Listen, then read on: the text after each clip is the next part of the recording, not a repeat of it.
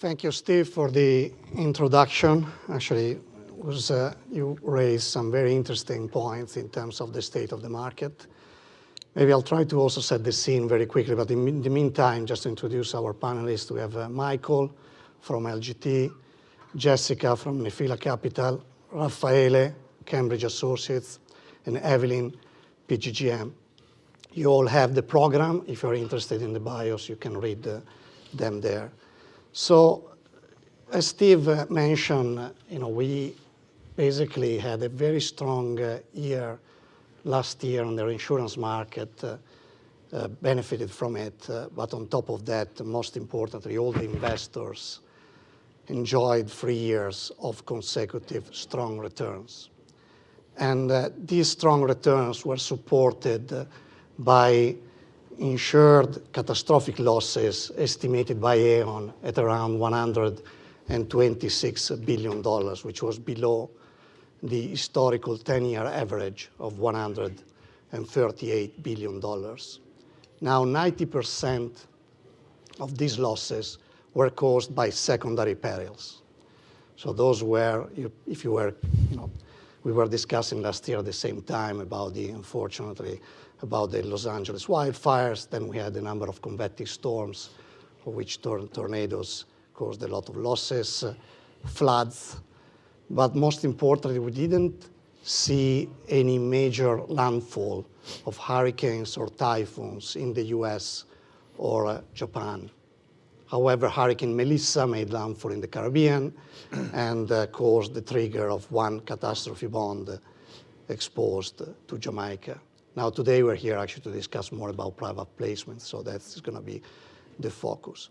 Now, what this meant is that at the most recent reinsurance renewals, 1st of January, we've seen pricing softening, and Steve made a point about the cycle of reinsurance and the premiums.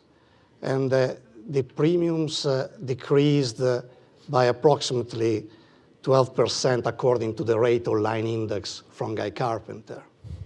Now, this is more for primary reinsurance. If we look at retrocession, it was probably more 15 to 20%.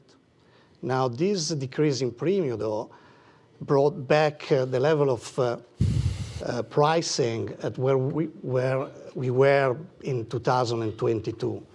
And according to the Guy Carpenter rate or line index, we are still approximately 70% higher than the most recent bottom of the market, which was 2017. So this has translated in very strong retained earnings from reinsurers. And then meanwhile, as Steve mentioned, we had a decent amount of flow of capital coming into the market, mostly chasing the liquid part of the market, catastrophe bonds. And these have helped to lift the overall alternative capital to over $126 billion. So this is to say that whilst we are in a softening market, it's important to remember that the cycle, we are still in the part of the cycle that's extremely attractive. And most importantly, we are not back to the underwriting standards typical of a soft cycle that were applied in 2017. We'll discuss this today with our panelists. Attachment points remain much higher, which is very important.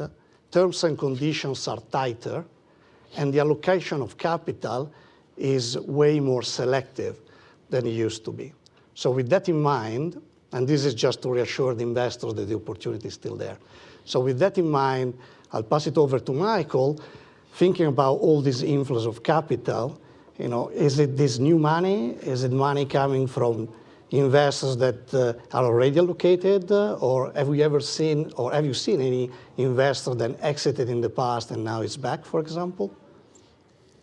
So on our end, I think it's a mix of everything. What we mustn't forget, and you already mentioned it, we've had now 3 consecutive years with very strong returns. Most of the funds retain their earnings and reallocate their earnings. So that already leads to an increased capital position that needs to be deployed, and that is already pushing sort of a bit on the price side. In terms of inflows, what we have seen is, we all know cap bond strategies have seen massive inflows over the recent years. We believe that's mostly due to the fact that people just look at the sort of short-term past performance and view this as a most attractive space. We see a bit of a challenge, and it's also what I hear from my competitors, in raising money in what we would call blended strategies, where we allocate to cat bonds and to private transactions. And then, interesting enough, on the more, I would say, difficult structures, sidecar structures, equity positions in newly founded reinsurance companies, there, raising capital is again easier. So it's really this middle part, the blended strategies, where we currently still see limited flows. And maybe just the last comment on this, again, on our end, I think that's a bit short-sighted by investors, because they, of course, look at these blended strategies, and then they see that some of these strategies have had their challenges in the years 17, 18, 20, with elevated loss activity. But at that point in time, I think the market has evolved. You mentioned a couple of the elements, structures have become more robust, focus on occurrence.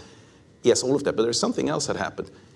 In the years 12, 13, 14, 15, 16, when the new money on the alternative side started to get into the market, the focus was on single shot covers.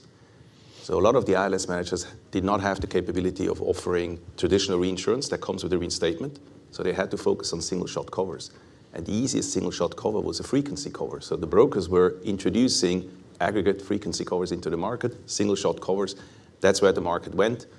The short-term performance track of these deals looked good, and so a lot of the money went into that space. That has changed completely. And again, I don't think I speak for ourselves only. If we look at the allocation to frequency and aggregate covers, that has seen a massive reduction.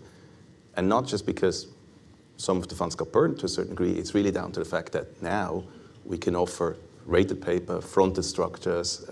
The market has evolved. Thanks, Michael, and we'll come to that. Jessica, what's your view? I mean, a lot of similar observations. I think 2023 would be a really good case study on for behavioral finance. The market's at all-time high pricing, and there was a lot of capital that just wasn't willing to take a call. They just weren't willing to listen. And I think a lot of that was an expectation that the market couldn't get ahead of pricing with fears around climate change, recency bias, like you touched on, and also just structural elements of the market. We viewed this asset class, even in private ILS, as having a reasonable amount of liquidity, not as much as the cat bond market, but a year to 2 year duration. And you were seeing a lot of side pockets really negate that, and capital was trapped for longer periods. So the market reassessed its view of risk and went way up, but it still didn't pull in all of that sort of strategic capital. You saw a lot more opportunistic capital make their way in to try to take advantage of it. What you did see, I guess, is some of the cat bonds, obviously, which had a pretty clean track record through that period, the perception of liquidity. Obviously, we've seen a lot of draw of capital there. And slowly, I think we're seeing that tilt shift. Strategics are starting to slowly come back in, but not at the same pace that we've seen them before. I think as the market naturally softens on the back of good performance and a lot of structural enhancements, opportunistic capital may no longer meet their cost of capital, and you may see that slowly retreat, at which pace we expect some of the strategics to come back in. So I think it's still a developing story, but certainly on the characteristics of the type of capital, it's been relatively quiet on the strategic side, and definitely more activity on the opportunistic side within the private ILS space. Thanks, Jessica. So, Raffaele, looking back at 2025, in your opinion, what were the key drivers for the strong performance of the private ILS? Most importantly, what could go wrong? What could go wrong in future? In the future, of course. Wow. Past is done.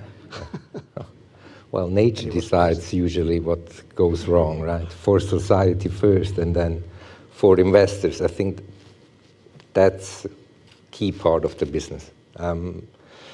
But what were the driver of a very good year, obviously, was the healthy premium environment. I think that was clear.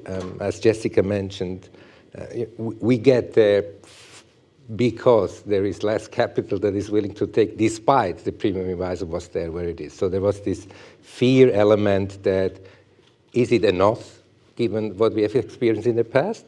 and it resulted that it was probably at all-time high, at least looking backwards now. So starting from there, and then nature was relatively benign, or at least in those areas where the largest exposures are for these particular asset class, that resulted in a very, very good year. Plus, I think that's also a point that needs to be made, is that structurally, the asset class has evolved, given, let's say, the lowest level 2017, not only in terms of facts and figures, pricing and losses, but also in terms of structure and the way of gauging capital efficiency in terms of structural leverage, in terms of balance sheet leverage, in terms of fronting agreements. So this has evolved and allows to guide more or less risk given where the market is. And I think that is key going forward, and answer now the second part of your question, what could go wrong? It could go wrong that we repeat, let's say, the same mistakes that we have done in the past, if you will so, or we don't get fully enough the lessons learned, which means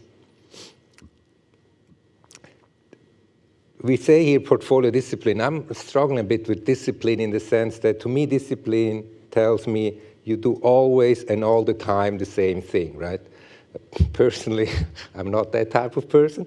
But that said, you should navigate the cycle. So technically, on paper, you should have taken as much risk as possible within your guidelines and framework and risk appetite for sure, 24, 25, because that's what basically the market told you. And subsequently, you should probably think about getting off the gas pedal now and probably going forward, because that's what the market keeps telling us, right? Now.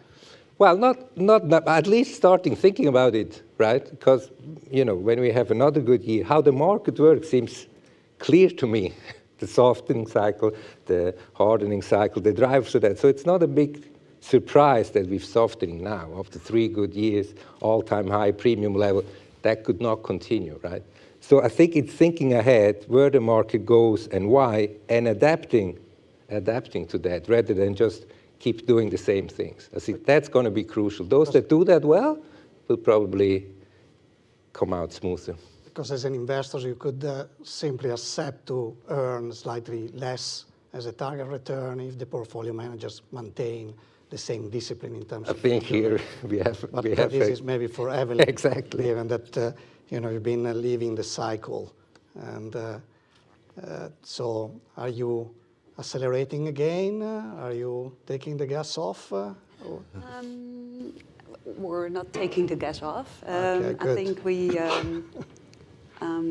we did give back quite a lot of capital to our clients. So we were very much overweight in 2023, which actually was a great place to be over-allocated in. So over the last 3 years, we gave back, say, about 3 billion of capital. And we tried to postpone that as much as possible. So for 2023, we thought, okay, we tried not to give it back. We waited, and ultimately, I think last year and this year, most of the capital we returned to our client. What are you most worried about?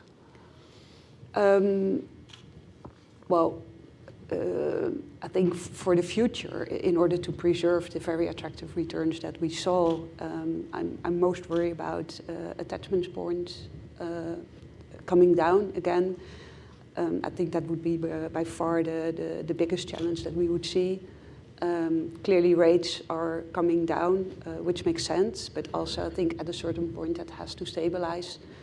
Terms and conditions, there is some flexibility, but also there we need to, if that materially changes from where it is today, that would also affect, I think, future returns. And then finally, if the re-entrance of frequency covers comes into our market, I think those at least need to be very well structured in order for us to take a good look at it. And another risk is that the contamination of property cat treaties with man-made risks, we will try to avoid that as much as possible. Okay. So those are the risks. But, Jessica, we're approaching, obviously we are all targeting the next renewals. We have Japan coming up, and then later, 1st of June, 1st of July is the key for all of us. So what are expectations there in terms of pricing? Remembering that the cycle is always this 1 year, so we obviously observe the January renewals, but now we observe the next renewals, which go back 1 year. So anyway, I shouldn't answer. Yeah. Let you answer. Leading question. Look, I think we're going to see persistence in what we observed at 1/1. Florida is a different market. Speaking more to sort of the June 1 southeast wind, Florida renewal in particular. I'll touch on Japan quickly afterwards. But I think you're going to see persistence. As we said, there's been a lot of reasons why rates are coming off. People's reassessment of risk is coming down in a rational way. We've had great years of performance, more capital's moving into the space. That's a natural thing to do. Florida has some unique dynamics to it.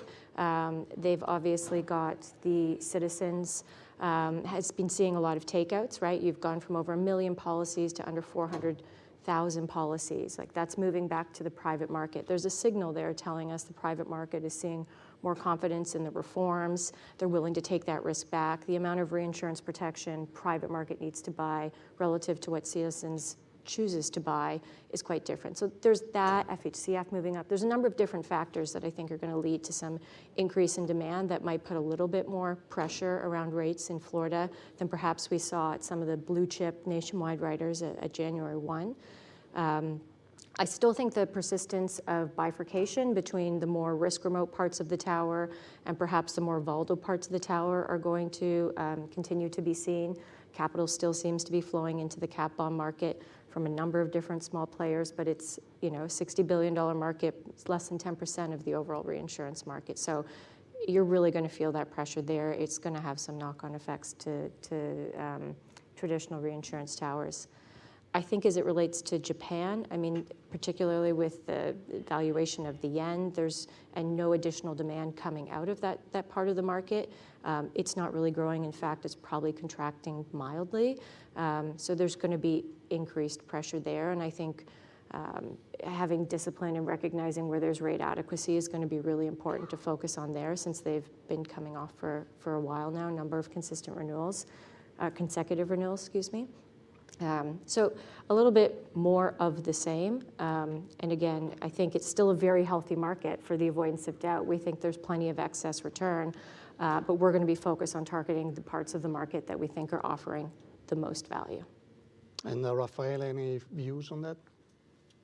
No, I mean, it seems that, as Jessica mentioned, there are no particular reason why this 1/4 renewal is probably going to be materially different than what we just experienced. I think that's just where we are right now in the overall cycle. That's probably the variation seem to be, at least historically, seem to be to a lesser extent, given that business is slightly lower, it's more stable in Japan and that area. So probably less softening in terms of just figures amount, but in the trend, I believe that's what we're going to experience. So, and that plays a little bit in terms of how do I want to guide my portfolio and thinking already a little bit ahead. So to me, or to our clients, it's more about consistency rather than discipline, in the sense that they understand that the market is now different than 24 or 25. But what do we do now differently than in 2024 or 2025 or 2017, right? So these are the questions that are very important to us and to our clients. Okay, thanks. Well, let's introduce my next question for Eveline, which is about terms and conditions, which of course have improved materially since 2017. Are there any specific changes regarding wordings, exclusions, hour clauses, loss reporting that you like most or that you're worried about? I think the major improvements indeed were clearly higher attachment points, leading to a good split of losses between insurance and reinsurance companies, as well as the disappearance of the frequency covers. So the X, the top and drops, the second and third events. I think the other element that that caused the great hard market was clearly rates. So rate on lines very high, fully paid reinstatements, and finally kind of a stricter exclusions for non-paid, non-natural perils. So, Michael? Well, I think I could just echo what Eveline said. In addition, what we mustn't forget is part of the hardening of the market was also linked to the fact that insurance companies were able to push through higher premiums on the incoming side. So they did receive a higher premium income that supported their own balance sheet, and they supported their own and affected their own risk-taking ability. So they were clearly interested in assuming more risk and retaining more of the earnings. And that, of course, then led to the higher attachment points. And we do see this still to continue. So we do see that insurance companies also, again, on the back of okay years for insurance companies at times, depending on where you are active. Some of the years, 25, 24, were maybe not that good. There was, you already alluded to at the beginning, there was quite some second event activity, secondary risk activity, so things that did not attach to the reinsurance programs but did affect the balance sheets of the insurance companies. But we're quite confident that the attachment levels remain firm. The only thing that we see is that maybe not its terms and conditions, but maybe more the placement strategy. We do see that insurance companies increasingly now expect for their reinsurance partners and ILS managers on the private side to participate broader on the program. So 23, 24 in the very hard market cycle, we were able to pick and choose the optimal positioning, and now they would expect you to either be a broader partner along the whole structure, or you might not be able to continue your participation. So there is clear push for that. And I have to admit that we rather give in a bit on that and are showing our partnership before we start to really push down pricing too much and start to soften the conditions. Yeah, it's pretty clear that frequency is definitely something that has hit everyone back in the days. And if you think about the overall level of industry losses last year, 125 billion, if we went back 10 years ago, probably a lot of portfolios would have been affected, right? Yeah.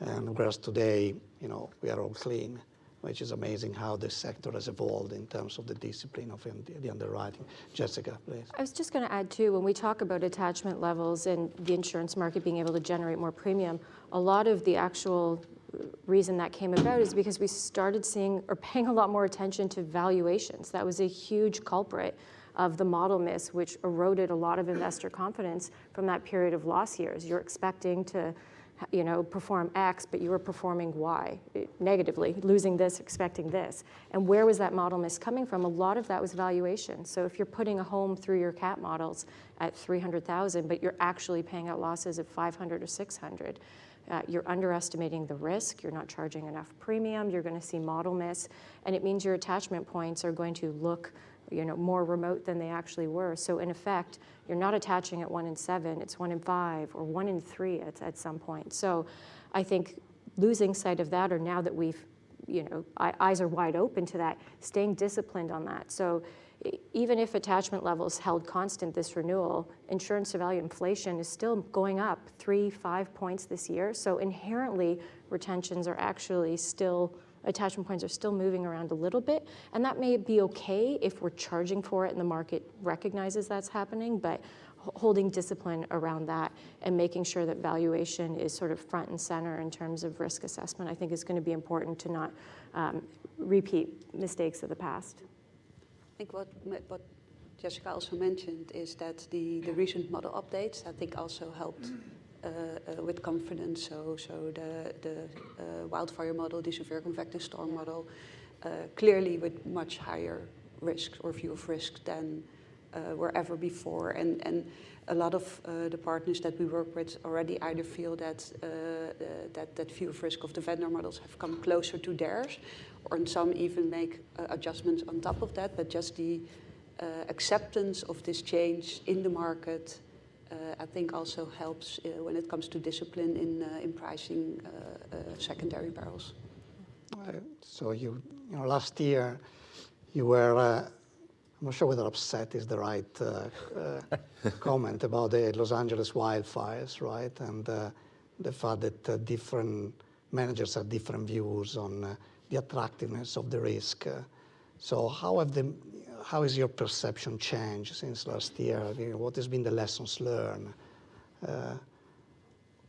It's a good question.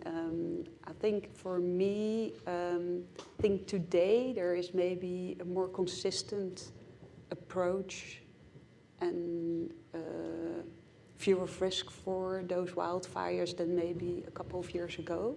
So we see kind of convergence of that risk. I think we also needed to kind of recalibrate our expectations when it came to frequency, severity, and with wildfire particularly also the mitigation of loss, which was clearly different than expected. And what we do is that we due diligence our partners, we assess mainly how they have incorporated the lessons learned from the industry in their underwriting and in their decision-making processes. So you're still long of wildfire? We are. We still have it in portfolio, yes, but we try not to. Well, hopefully not that pronounced. Okay, not overweighted. No, clearly not irrespective of the reprice. Yeah, we respect the peril. Okay, a lot of respect. Fair enough. Michael, what's your view actually on the wildfire risk and since last year? Well, we felt the level of loss that we suffered from within our portfolios was very much in line with expectations. Needless to say, the clean rest of the year helped tremendously, and so there was no real mismatch between expected returns and actual returns. We did renew the positions. What we did see is that some mid-sized reinsurance companies, I think some of those companies, from what we have seen and what we have heard, is that they have exceeded their expectations. They've had a bigger loss than they would want it to have, and some of them have cut down their allocations, and that really led to a bit of a mini sort of hardening in pricing. And then also, to Eveline's point, the structures, the risk assessment, the modeling improved as well, and so we rolled and renewed. Jessica, I assume you guys are backing wildfires. Yeah, I think. It proved to be a huge opportunity in the market, right? By definition, capital was leaving it, people's view of risk shot way up. And I think if you can make a sound risk assessment through, obviously there's the vendor models, but your own view of risk and your own performance, do you understand it? Are they performing in line with expectations? So if you have sound risk assessment and capital is leaving an area of the market, it creates a forum for opportunity. And so if you can lean into that, and again, for our investors, ILS is a diversifying return stream. So being idiosyncratic in a specific area, as long as you can demonstrate, again, good risk assessment and rate adequacy, in fact, excess margin, you're paid for that concentrated risk, there can be a lot of alpha that you can harvest for investors. So yes, just because there's been a loss, I think the first step is, do we understand why there was a loss? Do we feel confident in our view of that risk? Okay. Well, actually at Leadenhall we have a different view, but we keep our position as underweighted, and we think that sometimes still not compensated enough for the risk we're taking. But that's the beauty of this sector, right? Ultimately, we're all here having different views and different way of supporting the market. Now, Steve made the point at the beginning about the geopolitical environment, volatility that is increasing, interest rates are going down. So, Raffaele, in the context of the portfolio, how do you see ILS for investors? Have they shifted their view?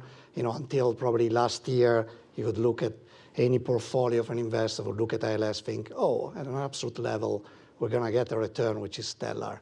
Today, the return is still attractive, is not as stellar as last year. So maybe it's more about relative value. So what's your view? Yes, they indeed thought that. And then it was last year, probably this time of the year, where the tariff kind of shook a little bit the market. And one side of the medal is that the attention then goes to what has the highest priority. And in these weeks, obviously, it was about finding out what the overall portfolio, how will that actually react to this type of environment. And so at Cambridge, we had good momentum with ILS, and actually the tariffs kind of making the case for ILS, but brought the attention back to where the portfolio was impacted in the overall sense. So that's also an aspect that needs to be considered. Whilst the case is kind of restated and enforced, sometimes just side effects may have different impacts on getting the attention that it deserves. That said, I think it was again, ILS has a strategic kind of case, we all know, and that's why also we are kind of part here. What the timing part of it, how can I optimize that type of allocation, needs to be a bit considered more thoughtfully in advance, because when we start the education process after such an event like in January, it usually takes months. We all know months is already quite fast, if not 12 months, years. And so the opportunity might have changed. So our lessons learned internally in our Cambridge is really to educate clients already or kind of constantly, independent of where the cycle is, independent of really what the absolute attractiveness is, making the case, look, there is a strategic case for that. The relative value is probably constantly always there. Diversification, kind of really independent from any type of market impacts. And even on a second and third order, inflation hedge, floating, you name them, right? And so to be able then to exploit the opportunities when they are there. So that's one aspect.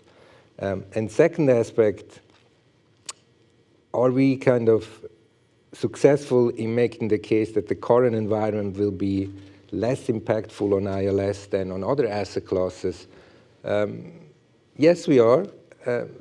That said, obviously then people start to think what could go even worse than what happened now. And I think we discussed this also internally, right? The current administration is difficult to read in terms of where it goes. Tariff was one. Is there anything else that might come and kind of be more targeted to reinsurance? We don't feel that yet. I wouldn't imagine that that's a big case. And that said, also, probably we don't expect any kind of major impact from the current geographic or kind of environment across the political world on ILS. So in essence, it strengthened the case per se on paper, and in fact, it deviates though attention to where the overall investment portfolio of large clients are impacted, which is not helpful, right? So it's a bit balanced. Eveline, do you agree? Is there any think other worries that you want to raise? So for us, ILS is a very strategic allocation. So the current geopolitical environment is not changing the allocation overnight, and even also not long term. I think, as said, ILS should be one of the categories where there's actually very low correlation to economics in general, volatility in markets. So that would, ultimately be in favor of the asset class. However, I think the current environment is concerning, and not only for ILS, but for everything, for all strategies that are out there. And I think for ILS, we constantly monitor the situation. We have had some calls with some managers on just to figure out whether they see a heightened risk for example, collateral and premium safety. So we just took it as an opportunity to took another good look at our structures, because I think, as always, in these situations, structures should hold as they were supposed to, and then we should be fine. No more CDOs, and it's a joke, by the way. Okay, good. Michael, anything else you want to add on geopolitical risk? Well, I think in addition to what Eveline just said, the management of the collateral is always a discussion point within our firm and amongst our investors. And we do have, especially we have a lot of European investors, and European investors have increasingly asked about replacements for US dollar treasury bills. The challenge for us is that, first of all, we're quite confident that the US dollar treasury bill is a decent form of collateral, especially given that the majority of the revenue streams in the funds are US dollar related. And so it is also a good match in terms of just the general revenue streams.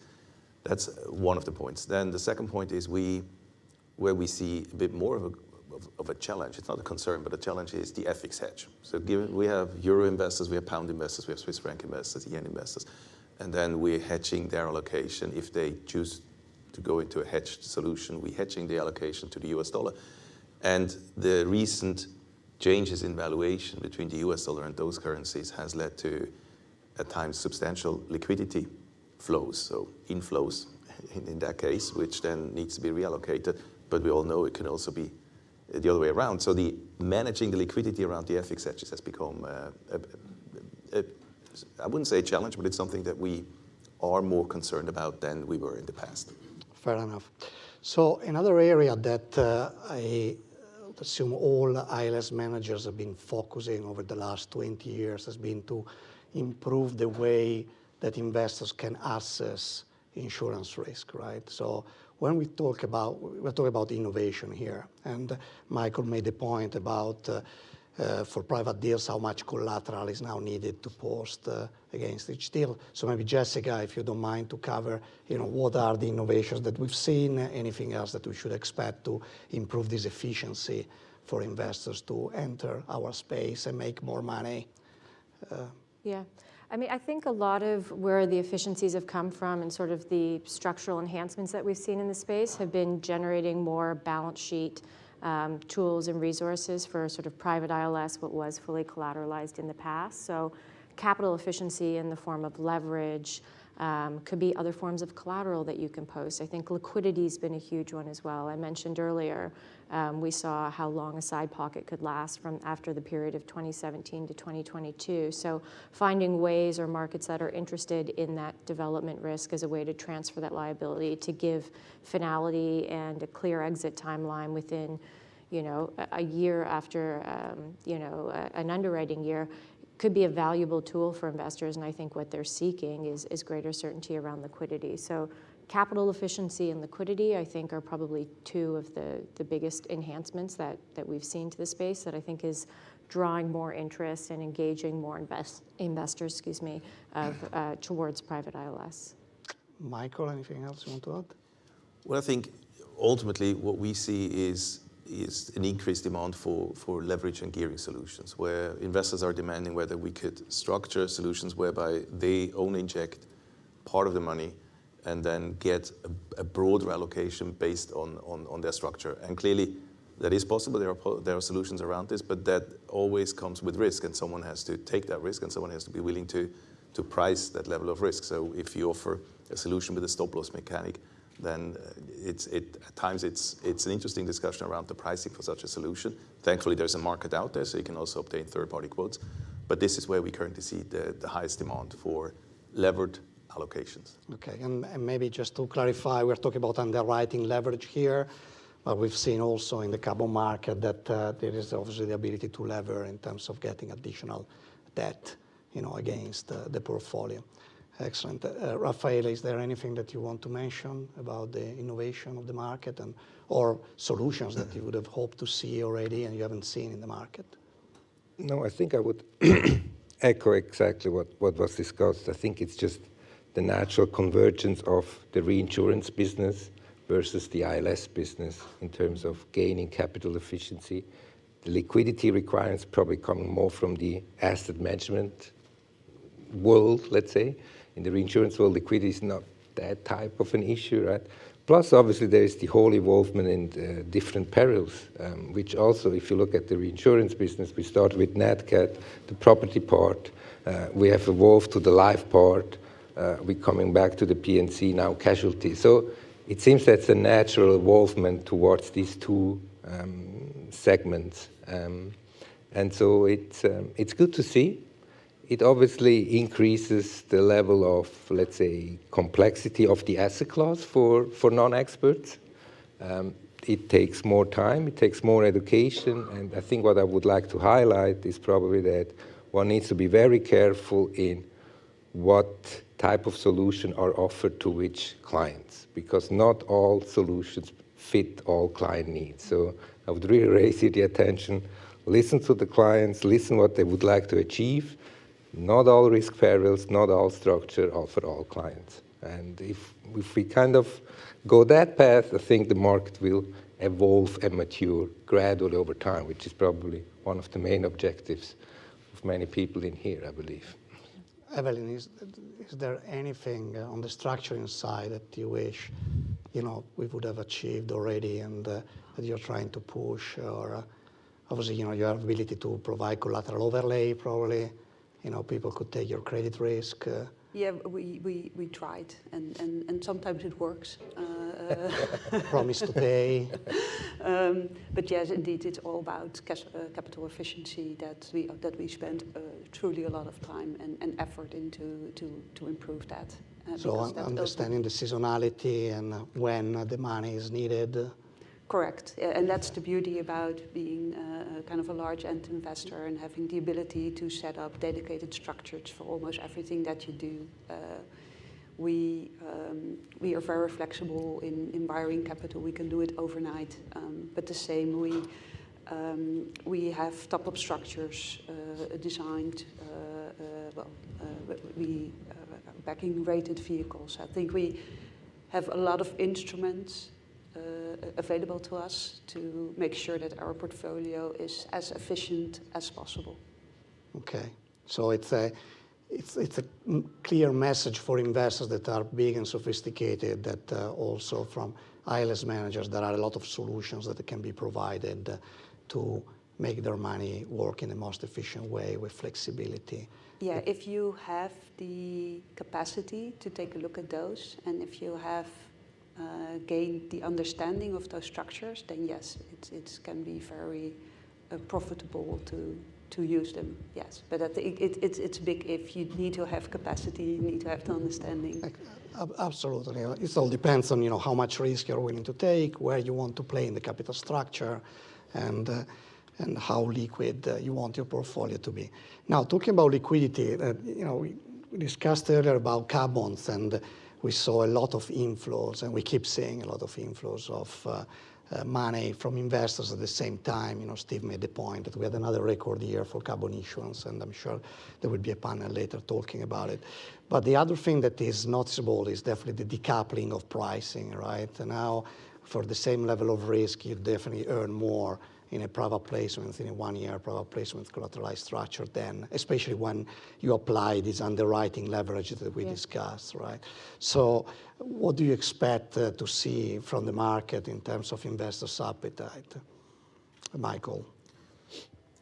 So on our end, I do think that this is an element that is being more and more recognized. And we are quite confident that this will lead to investors looking again more favorably at less liquid structures that are allocated to private ILS. I do think that the fact that you can see a clear price differentiation between the traded liquid market and private structures it's recognized, it's seen, and should lead to more inflows on the less liquid side. I think the key question is a bit, maybe also for the audience, why is that even the case? Well, if you're a reinsurance buyer, and I was sitting next to a gentleman that will be sitting here in the cat bond panel, I was talking about this, and how quickly can you respond to such price differences if you are putting together your insurance capital, if you're putting together your regulatory requirement, and you need to decide, where should I issue a cat bond, where should I just buy reinsurance? And the time to market is at times quite long, depending on how also complex your organization is set up. If you're a small company with very sort of quick decision lines, then you could probably do it quicker. But if you're a larger organization, you have a committee, you have a risk management team, you have a CFO, CEO office that you need to also convince of doing a cat bond, and then you once agree on doing a cat bond. It takes 2-3 months to do that deal, and you can play a bit with the size, but the ultimate decision at one point needs to be taken. And the private ILS market, it's trading the way it has always traded. It's very flexible, very easy to access. And I do think that this is where we currently see the reason for the price difference. Jessica, what's your view? Yeah, it's interesting. Like if you look at the differential in price, sort of the liquidity premium in private or public equity, and you think that the duration for that is like a 10-year liquidity differential, it's paying north of 400 basis points. Private ILS versus cat bonds is paying virtually the same amount for what's effectively a 1-year versus a effective daily liquidity in the cat bond market. And that's a massive spread differential. It's very easy to calculate same amount of risk. So how important is that liquidity to you as an investor? Or how much is the perception of that liquidity really important? Because the market is clearly offering a significant amount of premium for transacting in private ILS. Particularly with all the enhancements we've talked about around liquidity and being able to get your money back on a timely basis. So, and you can also think about it too, it's not even like a liquidity premium anymore with those solutions. That's basically just excess return for willing to spend time understanding, it's slightly more complicated, it's not as neatly packaged as say a 144A security, but that's quite a lot of money to leave on the table for a very similar risk profile. And actually, we discussed a lot about liquidity, and maybe it's also interesting to think about how the market has evolved for private placements, because in the old days you mentioned side pockets. A lot of investors had to sit on these side pockets for a long period of time, and there's always been this perception that in the carbon market is very liquid, private placement market you get locked in for a long period of time post-event. However, most investors don't appreciate that actually after an event the behavior of the two transactions is the same, right? In the carbon market you have an extension mechanism which basically is a collateral trapping element as well, with a price which is very distressed. So yes, there is an exit, but it's at the cost. And today the same is for private placements of reinsurance. If you're set to take the cost of liquidity, then you can still exit, right? And then, so there is no a big mismatch between the two markets. And with that in mind, what are, again, Jessica, the other barriers that you think are still there for investors to think, hang on a second, private placements make a lot of sense? Is it about complexity? Is it education? Or we reach the point where everyone is very comfortable and we should see a decent amount of money coming in? Yeah, I mean, education has come a long way from when we started back in '98. I think the market is just at a much higher starting point. Anyone coming in, it's rare you're going to find someone in financial capital markets that hasn't heard of ILS in some capacity before. And Steve's slides showed that, just the number of interest and searching people are doing.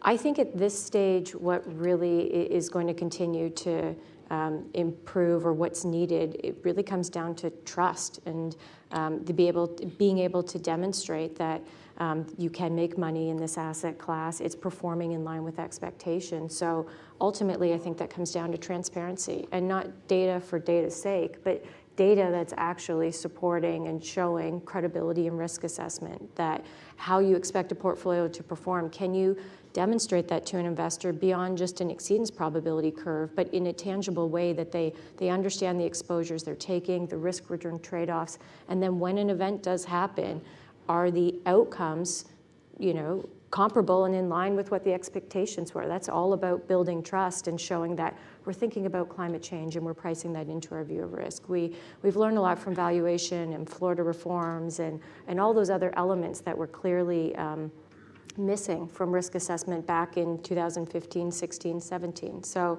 I think trust, education, which ultimately is only going to be built out of transparency. Raffaele, any view on this topic? Actually, a very important point here, and the comparison to the private equity, public equity is an interesting one. And why does that work, or we believe it works, is, as you just mentioned, there is the evidence that historically it's like this. Actually, private equity is going through some challenges right now, but historically that seems to be the case. Now, what historically happened is, private ILS and capital are right there, right? Depending a bit, every year is slightly different, but over time, we haven't seen that part where private ILS outperformed. First point. Second point, probably are today in an environment where private ILS is more attractive on paper. We need just the evidence and the materialization of that over a certain time period where, as Jessica just mentioned, we gain trust again that, all right, our figures really materialize in the way we expect. Obviously subject to what the market then delivers and nature decides, but it's kind of consistent. And third point, I believe it's really also in the perception of the client. When you talk about cat bonds, I believe the picture of the cat bond market is very consistent across different people, different level of knowledge, expertise, and time they spend in the market. There seems to be a consistent picture. Private ILS is quite dispersed. You can be very close to the cat bond market in terms of risk profile, or you can be far, far away doing completely something else. And so this needs to be more segmented and clearer what it is, what it does offer, and how it materializes. So that's an additional step and challenge where private ILS, we can do and have to do a better job. Because private ILS is probably not the same as private ILS across different strategies and managers. But cat bond feels like much more similar, much more comparable. So that provides a level of trust where you can actually allocate with much more comfort, or easily with comfort. So it goes a little bit what Michi said at the beginning. Raising capital for cat bond seems to be more successful, as well as sidecars or higher risk strategy, where the difference is really clear. Something in between where it's not quite clear, does it really make sense to take the liquidity for a little bit more? That case is not crystal clear, especially looking backwards. It has to materialize in the coming years, hopefully. Well, we had 3 very strong years, right? Sure. But you know, when the market is, as it was the last couple of years, nature very benign and premium very high, all perform well. You know, I don't want to quote Warren Buffett. I'm not in that position, but you know, you see who doesn't wear swimsuits when the tide is low. So that's where we have to perform as a market. Not in absolute terms. Nobody expects high return when nature is not here. But in relative term, expected to model. That's where trust is gained. Well, in a way, you know, the example I made earlier that despite $125 billion of insurance losses, the market has delivered strong returns. It should already give some confidence to investors that we are getting there, hopefully. We are much in a better position today than we were in 2017, 18, 19, for sure. That for sure, exactly. That for sure, no question about that. But it's a start. It's a good start, you know. The ball is, we just kicked off the ball. Let's keep that rolling and not already kind of enjoy the goal. We're not there. We're not there yet. And Eveline probably is a good example of an investor that has been resilient over the cycle for the very long term, right? Yeah, I think that is, if you decide to invest, I think this is one of the key features to don't miss out the hard market and live in a soft market. I think that would, and we've seen that happening a lot. We saw investors coming in were severely impacted by the 2017-18 losses and kind of disappeared. And sometimes even people or companies coming back because there has been 3 years of a great track record. Well, that's a pity. So you brought up, maybe the last question before we open up to questions, you brought up the 2017 and 18 and the losses, and we all know that Florida had a huge impact, right, to our results in terms of the loss creep, the deterioration. So maybe, Michael, what has improved since then in Florida, and why investors should be more optimistic? Well, there have been improvements, as we all know, and some of the changes have been very fundamental. I think we're still somewhat hesitant to then fully deploy in Florida. I think Jessica made a very good point earlier. So what we are currently seeing is the restructuring of the Florida market, with Citizens passing on a lot of the policies. New privately run insurance companies emerge with at times 0 track record, senior staff that may have the expertise, very limited equity positions, heavily reliant on especially then private reinsurance. So I do think that the Florida market is again going through, at least structurally, on how the reinsurance segmentation is currently presenting itself, is going through an interesting time. It will offer opportunities. We are looking at the market. We are, however, still somewhat on the way to Florida, despite the fact that the legislative changes and there has been a certain track record of proof that, yes, those changes are supporting the market and are making it a healthier market. But we're still cautious. There is still a dispersion of quality, in terms of the homeowners there. Exactly. And maybe just one last comment on that. We do see the investment case with some of these new, let's call it startup companies. I'm not sure if playing on an occurrence reinsurance program would be the right place to be. We fundamentally believe that if such an investment case makes sense, and that's maybe the more so towards Eveline, I would probably even take an equity stake in such a company rather than being the reinsurance supplier for these structures, or both, at least. Maybe Jessica, Yeah. your view? Yeah, I mean, first, just to comment on the reforms. I mean, obviously they haven't been tested in a major event yet, but you're certainly seeing efficacy of them within attritional losses or, small weather patterns that have gone through the state. So we're certainly encouraged. It's not completely eroded the way we look at litigation. Litigation is still allowed. You've just taken away all the incentives, which I think is the key. It's not free to try these things out. So it's brought our view of risk down as it relates to some of the litigation, social inflation type concerns. And I think it's in the state's best interest to uphold those. I mean, you're finally seeing insurance companies be able to pass through rate decreases in some of their filings, and that's got to be welcome for policyholders within the state. And again, reinsurance capital, I think, sits as a form of capital for these insurance companies, and you're seeing more interest come back to that, which is healthy for the state of the market. For the state of the market. So we're certainly encouraged by it. I think there's lots of signals pointing to success, and would anticipate that sort of continuing. But lots of creative people out there, that are going to try to find ways through. This is just a blocker, so we'll stay vigilant and sort of monitoring what comes next or what state you could see something like this pop up in again. Okay, thank you very much. So we have 5 minutes left for questions. Could you wait for the microphone before? Thank you. I wanted to follow up on something that Raffaele alluded to, which having been in the market for 29 years, I'll tell you I've seen the market go through many cycles. And one of the concerns when you end up hitting this part of the cycle is that people start broadening out the perils and the structures in a way that sometimes deviates from where the risk analysis is as well developed as it may be in the property cat sector. So I'm curious if you have any views with respect to some of the casualty sidecars that are out in the market and the sorts of investors that those are being marketed to and the potential impact on the market itself, and as well, picking on the life guys for a second, as a life guy, some of the life and annuity sidecars as well, where the analysis may not be unbiased, given that it's coming from consultants that may be working on the side of the issuer of said sidecars. So curious about the impact to the extent mistakes are made this time around in the cycle again, perpetuating what we've seen in other cycles in previous decades. I think you asked and gave the answer kind of at the same time, or I echo the message that I perceive that you make.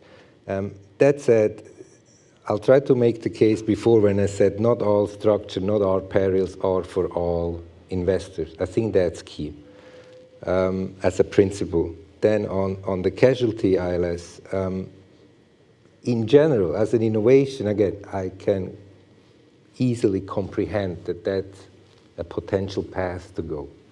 Now, where it comes in the timing in the market, when the property cat gets a bit, or seems to be softening, then you start to come up with something new. So the motivation cannot be because one is potentially less attractive. We'll try to find something else where we don't exactly know how it works, but it may seem attractive, right? That can be then challenging. First point. Second point, I think one key consideration in the casualty ILS and some benefits that it offers in terms of leveraging the premium over time is that you have to be very careful about is it really still diversifying or independent of any other financial market situation. This is really one key principle of this asset class. So I also had some conversations that maybe we try to find another name than casualty ILS, because ILS seems to be connected with diversification and independence from financial market. It's called casualty reinsurance transaction, as an example, or something else. But it has to be clear what this offers and what it does not offer, right? And then you may find investors that say, hey, I can make healthy double-digit return if things go well, or less if things not go well. That's fine. It's just be clear what it offers, what it does not offer, especially to some sort of key themes that the asset class offers per se, and made basically this happening today, right? And you can take it from there. So, and similar on the life. Again, it's the timing. Why do these perils come up now? And are we careful enough in selling the right benefits and the right risks? If we do that, perfectly fine. If we start to kind of, be a bit vague and rely a little bit on hope, that's where then we probably harm the industry on the longer term rather than evolve and get a more mature environment. There will be a panel later that covers other type of perils, so I guess they can answer that your question.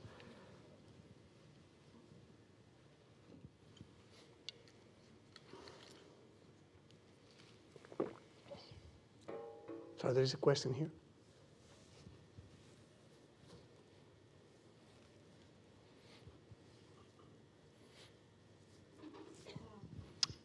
Jessica, I wanted to ask you a question about one of the comments you made about the premium on public versus private ILS, and you used the reference of public versus private equity.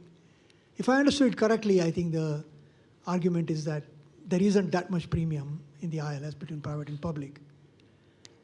My question is actually other side of the table, which is, therefore, if you are a sponsor, does that mean that there is no benefit to issuing a cat bond where the terms are a lot more restrictive, and one should just tap into private capital in the private form? Why bother with cat bonds if there is no premium and there's no benefit for a sponsor?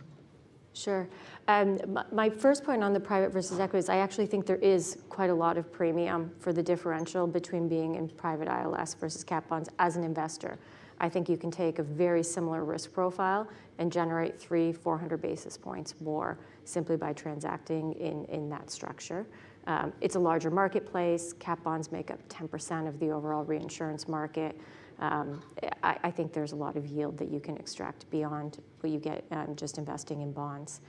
To your point as an issuer, I think it totally comes down to what's the risk-return trade-off that you're looking to seek and what your objectives are of transferring that risk to the market. Obviously, bonds can have some tighter definitions around their coverage, et cetera. So is the broader all-peril coverage inherent in a private ILS contract or an over-the-counter reinsurance trade? Does that satisfy what your needs are versus what you get in a bond? I think Michael pointed out as well the time to issuance to come to the market. It's very rigid in terms of what's offered. There's costs associated with it. So it's absolutely a useful tool. And I really don't mean it to say that there's only good parts of the market or bad. All of them are sort of subsegments of the market. And we like to look at the market and think about what is the relative value that we can get from each of those different instruments. And the more options you have and the more tools you have, the better you can construct a portfolio or outperform the market over the long term. So we could be on the buy side of bonds, we could be on the sell side of bonds at any given point. It's really going to be more what is the relative return we're getting per unit of risk that will dictate which side of that we might choose to play. So Thanks. Yeah. Okay, thank you very much. Please thank our panelists. And Thanks.